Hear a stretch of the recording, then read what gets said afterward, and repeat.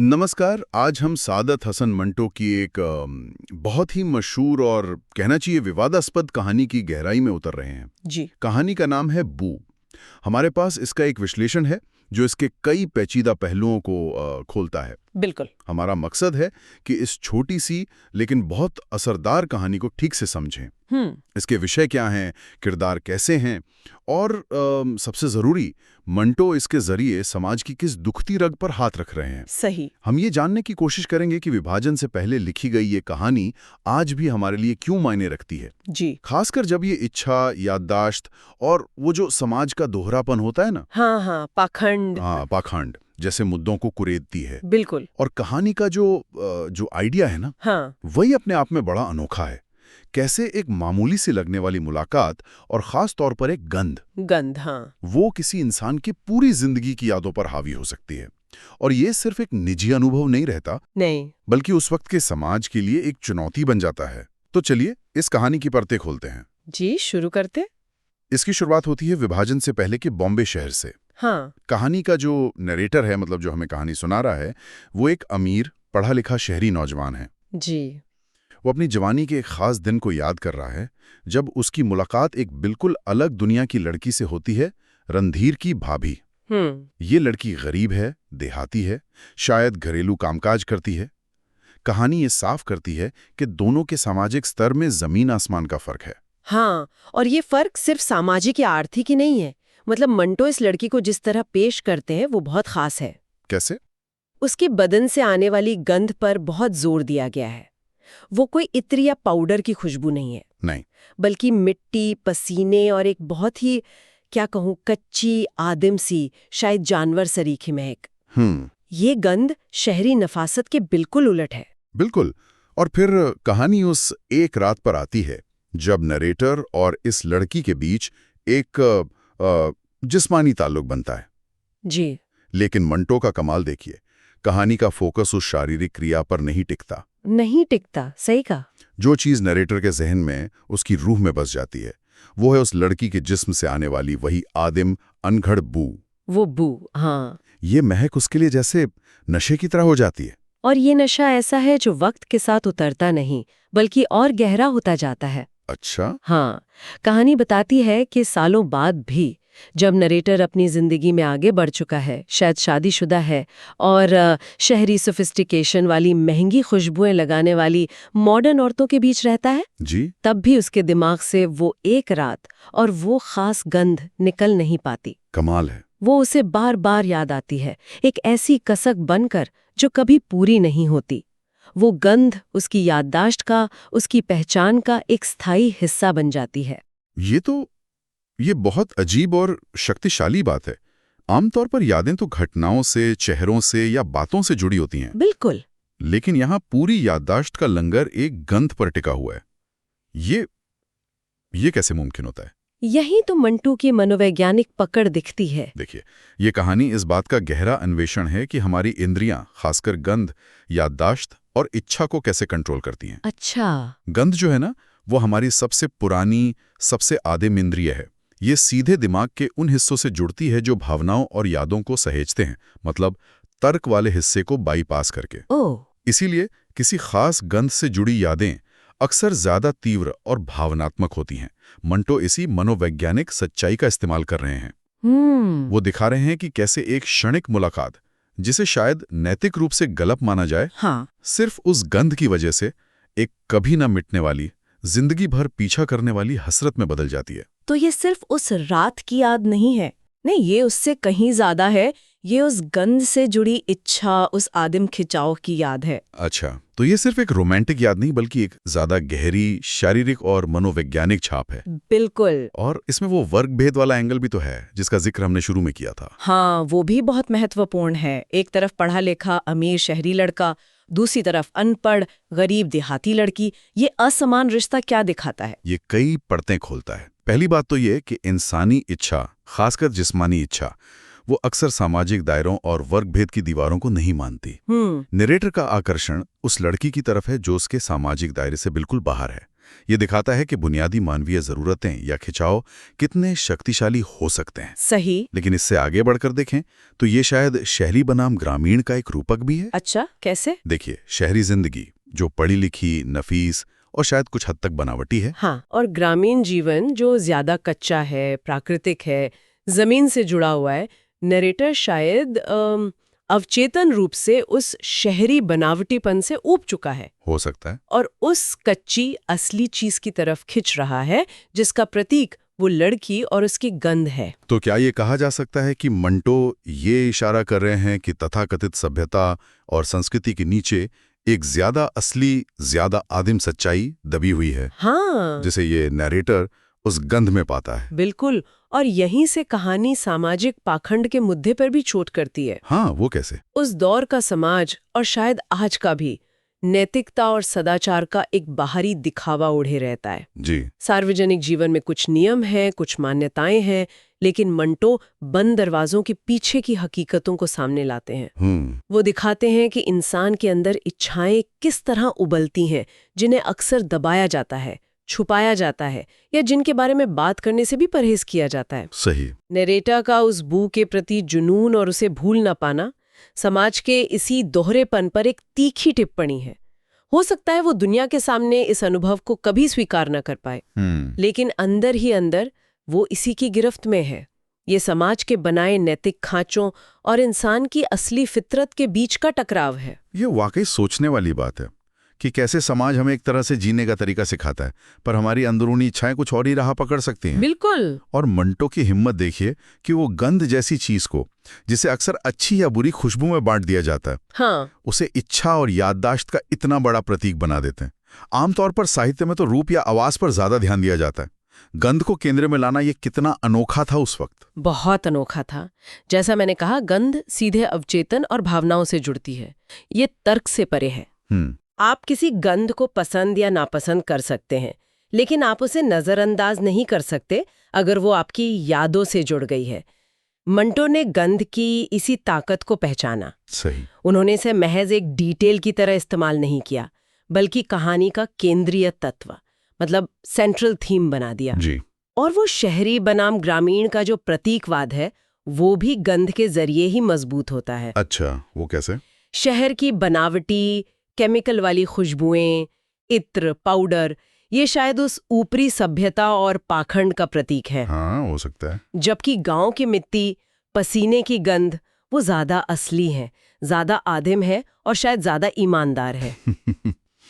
Narrator उस ईमानदारी की तरफ खिंच रहा है, भले ही वो सामाजिक रूप से अस्वीकार्य क्यों ना हो। और मंटो का लिखने का अंदाज भी वो इस असर को और बढ़ा देता है ना? बिल्कुल। उनकी भाषा बहुत सीधी, सपाट और बोल्ड है। कोई लाग लपेट नहीं, कोई फूलों वाली शायरी नहीं, जैसे वो सीधे नस पर हाथ रख रहे हों। हाँ, मंटो की शैली उनकी कहानियों का एक बहुत महत्वपूर्ण हिस्सा है। वो कम कहना, ज्यादा समझना वाले लेखक हैं। जी। उनकी भाषा में एक तरह की नंगी सच्चाई होती है। वो घटनाओं और भावनाओं को बिना किसी फिल्टर के पेश करते हैं। बू में भी आप देखेंगे कि भाषा बहुत संयत है, लेकिन उसका असर बहुत गहरा है।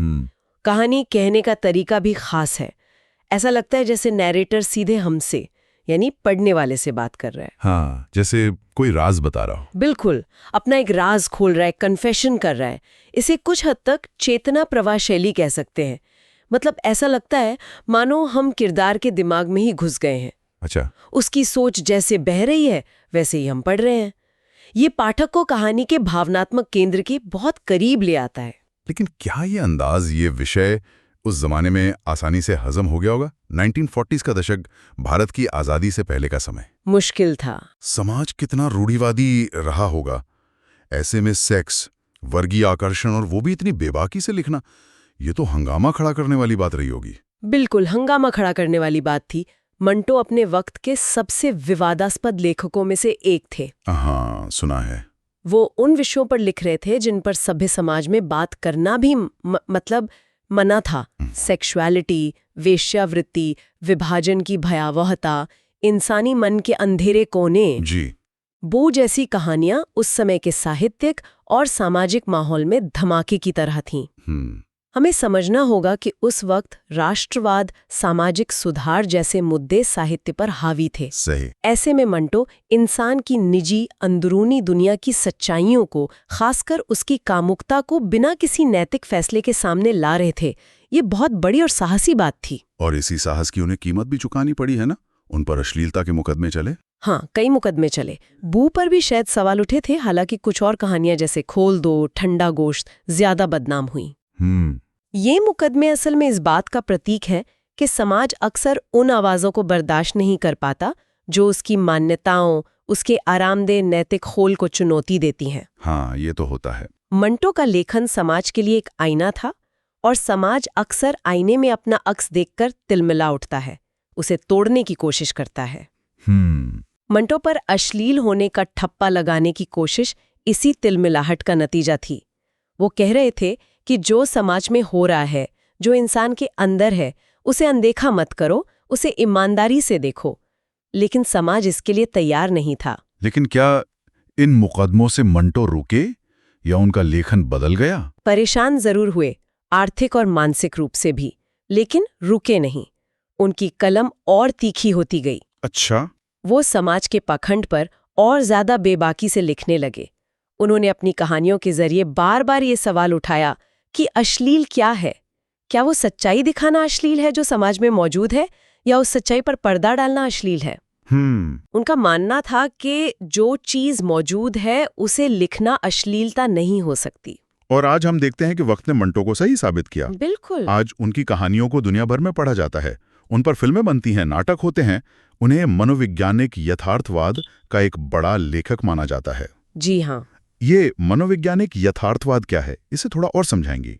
मनोवैज्ञानिक यथार्थवाद का मतलब है साहित्य में बाहरी घटनाओं के साथ साथ किरदारों के अंदरूनी मन, उनकी सोच, उनकी भावनाओं, उनके अवचेतन मन की इच्छाओं और डरों को भी सच्चाई से दिखाना। अच्छा। मंटो यही करते हैं। बू सिर्फ एक मुलाकात की कहानी नहीं है, ये उस मुलाकात के नैरेटर के मन पर पड़े गहरे स्थायी प्रभाव की कहानी है। जी। मंटो हमें दिखाते हैं कि इंसान का व्यवहार सिर्फ सामाजिक नियमों या तर्क से नहीं चलता, बल्कि उसकी अंदरूनी दुनिया, उसकी दबी हुई इच्छाएं, उसकी यादें भी उसे चलाती हैं। ये किरदारों की बाहरी दुनिया के साथ साथ उनकी भीतरी दुनिया का यथार्थ चित्रण ही मनोवैज्ञानिक यथार्थवाद है, और मंटो इसमें माहिर थे। तो मतलब मंटो बाहर जो घट रहा है उससे ज्यादा इस बात में दिलचस्पी रखते थे कि उसका असर इंसान के अंदर क्या हो रहा है। हाँ, काफी हद तक बाहरी यथार्थ उनके लिए जरूरी था।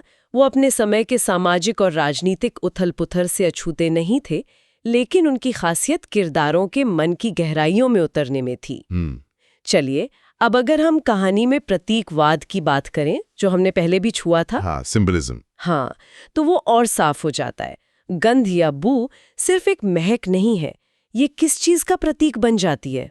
जैसे हमने बात की, ये शायद उस कच्ची आदिम इच्छा का प्रतीक है जिसे समाज दबाता है। हाँ, ये उस शारीरिकता का प्रतीक है जिसे सभ्य बनाने की कोशिश की जाती है। ये उस याददाश्त का प्रतीक है जो तर्क से परे है। बिल्कुल। और शायद ये उस असली चीज का प्रतीक है जिसकी तलाश नैरेटर को अपनी बनावटी शहरी जिंदगी में है। बिल्कुल सही। ये सब कुछ है, ये वासना है, ये स्मृति है, ये इंसान की वो सच्चाई है जिसे नैतिकता के पर्दे में छुपाने की कोशिश होती है। ये वो आदिम तत्व है जो हमारी तथाकथित आधुनिकता के नीचे हमेशा मौजूद रहता है। और फिर वो शहरी बनाम ग्रामीण का जो विरोधाभास है। हाँ, वो भी सिर्फ दो जगहों का फर्क नहीं लगता। शहर जैसे प्रतीक है आधुनिकता का, बनावटीपन का, नियमों में बंधी जिंदगी का। सही। और गांव या देहात प्रतीक है प्रकृति का, सहजता का, जमीनी सच्चाई का, और शायद अनियंत्रित इच्छाओं का भी। बिल्कुल। नैरेटर शहर में रहता है, लेकिन उसका मन उस देहाती गंध में अटका है। ये उसके अंदर का द्वंद्व दिखाता है। और इस कहानी में स्त्री का शरीर, उससे किस तरह देखा जा सकता है? क्या वो सिर्फ इच्छा पूरी करने का एक जरिया है? कहानी को सरसरी तौर पर पढ़ें तो ऐसा लग सकता है। हाँ। नरेटर उसे अपनी इच्छा के लिए इस्तेमाल करता है। हाँ। लेकिन जिस तरह वो गंध उस पर हावी होती है, उससे लगता है कि वो लड़की और उसका शरीर महज एक वस्तु नहीं रह जाते। अच्छा। वो एक शक्ति का रूप बन जाते हैं, एक ऐसी प्राकृतिक शक्ति जिसका असर नरेटर के नियंत्रण से बाहर है। उसकी गंध एक तरह से सांस्कृतिक दमन का प्रतिरोध करती है।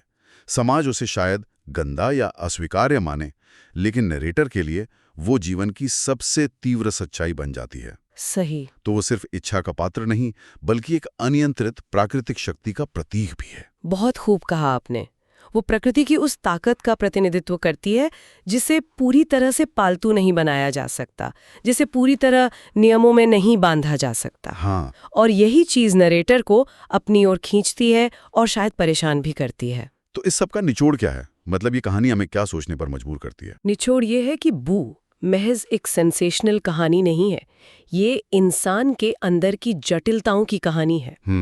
ये बताती है कि कैसे एक बेहद मामूली सी लगने वाली इंद्रिय अनुभूति, एक गंध, हमारी पूरी जिंदगी की यादों और इच्छाओं को शक्ल दे सकती है। हाँ। ये कहानी दिखाती है कि इंसान की इच्छाएं कितनी शक्तिशाली और अबूझ होती हैं, और वो समाज के बनाए साफ सुथरे नैतिक खांचों में कभी पूरी तरह फिट नहीं हो सकती। सही बात है।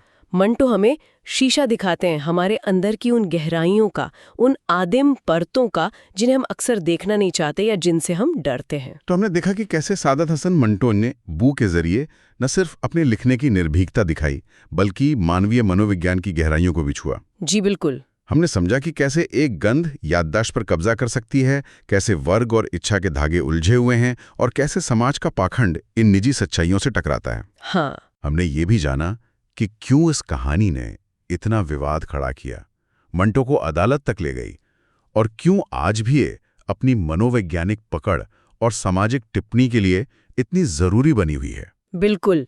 ये कहानी हमें मानव स्वभाव के उन कोनों में ले जाती है जहां रोशनी कम पहुंचती है, जिन्हें हम अक्सर अनदेखा करना पसंद करते हैं। ये हमें उकसाती है कि हम सतह के नीचे झांकें, अपने अंदर भी और अपने समाज के अंदर भी। मंटो की यही खासियत थी, वो बिना किसी झिझक के इन परतों को खोल देते थे। और जाते जाते हमारे सुनने वालों के लिए सोचने की एक बात छोड़ जाते हैं। जी। जिस तरह इस कहानी में एक गंध इतने गहरे मायने रखती है, क्या हमारे अपने जीवन में भी रोजमर्रा की ऐसी इंद्रिय अनुभूतियां हैं, कोई खास आवाज, कोई स्वाद, कोई स्पर्श या कोई महक, जो अनजाने में हमारी किसी छिपी हुई इच्छा, किसी दबी हुई याद, या शायद हमारे समाज के किसी अनकहे विरोधाभास की तरफ इशारा करती हों? जरा सोचिएगा। हाँ, सोचने वाली बात है। और ये भी कि मंटो के दौर से आज तक क्या समाज बदला है। आज हम उन कलाकृतियों या विचारों से कैसे निपटते हैं जो हमारी मान्यताओं को चुनौती देते हैं या हमें असहज करते हैं? क्या हम ज्यादा खुले हो गए हैं या असहज करने वाली आवाजों को दबाने के तरीके बस बदल गए हैं? एक अहम सवाल है ये।